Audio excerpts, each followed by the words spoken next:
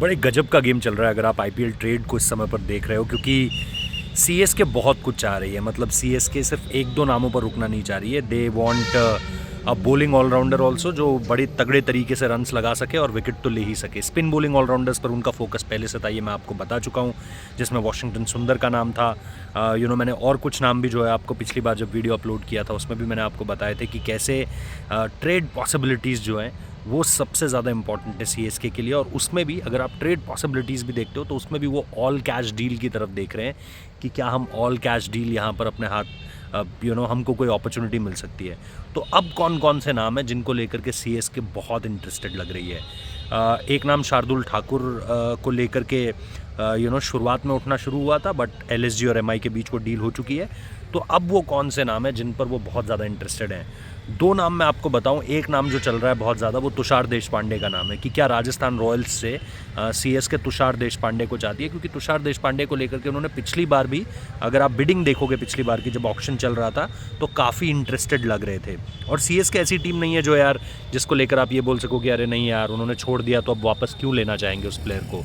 तो वो दो चीज़ें हैं जिसमें हम ये क्लियर तौर पर बता सकते हैं कि कहाँ से ये इक्वेशन घूमनी शुरू होती है। सो वो एक चीज़ है। The second most important thing is कि अगर आप उनकी इस समय की तौर तरीके भी देखोगे जिस तरीके से वो आगे बढ़ रहे हैं, और अगर आप ये भी देखोगे कि उन्हें भाई और क्या चाहिए आफ्टर रिलीजिंग रविंद्र जडेजा, जो कि एक बॉलिंग ऑलराउंडर, बैटिंग ऑलराउंडर, आप जिस भी कैटेगरी में उनको डालना चाहें। देन फिर सैम करन, ऑब्वियसली वो पोजीशन भी आपको बहुत ईजिली समझ में आती है। तो जिस चीज़ को लेकर के वो लैक कर रहे हैं वो साफ तौर पर समझ में आ रही है कि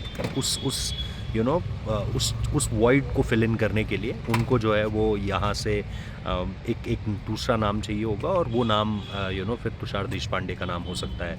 तो राजस्थान रॉयल्स के साथ क्योंकि उनकी एक डील ऑलमोस्ट फाइनल पार्ट में है अपने, the paper work is on और लास्ट मिनट तक वो चल रही है डिस्कशंस। तो मैं आपको ये ज़रूर बता सकता हूँ कि आप इस समय पर जो एक इम्पॉर्टेंट चीज़ होती हुई देखोगे वो ये देखोगे कि उस चीज़ को वो फिल इन करना चाहते हैं। तो तुषार देशपांडे का रोल वहाँ बहुत इंटरेस्टिंग हो जाता है। एंड देन फिर अगर आपको जो है वो यहाँ पर एक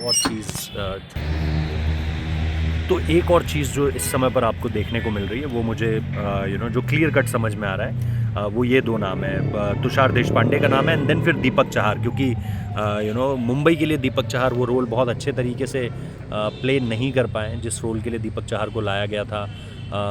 यस, कुछ मैचेस अच्छे गए, बट उस कीमत पे 9 करोड़, 8.5 9 करोड़ जो भी रकम है, उस रकम में आई थिंक मुंबई को उनसे बेटर डील्स जो है वो आप मिलती हुई देखोगे।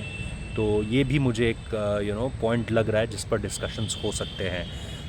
इसके अलावा जो दो नाम है उसमें एक नाम लियम लिविंगस्टन का नाम है, क्योंकि उनको वो खिलाड़ी चाहिए जो बैटिंग अच्छी कर सके और जो बॉलिंग भी डाल सके। ये उनका लगातार इंटरेस्ट एरिया रहा है, टारगेट एरिया रहा है। एंड देन फिर ग्लेन मैक्सवेल वो लास्ट नाम होने वाले हैं।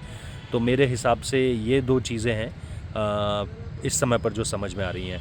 बाकी आप लोगों को क्या लगता है ज़रूर बताएं, बट मुझे एक चीज़ और लगी है कि अगेन वो जो केकेआर और केएल राहुल वाला फैक्टर है ना, वो शायद फिर से खुलता हुआ नज़र आ रहा है। केएल राहुल केकेआर को लेकर के फिर से इंटरेस्ट शो कर रही है। लास्ट मोमेंट पे कुछ भी हो सकता है वहाँ पर।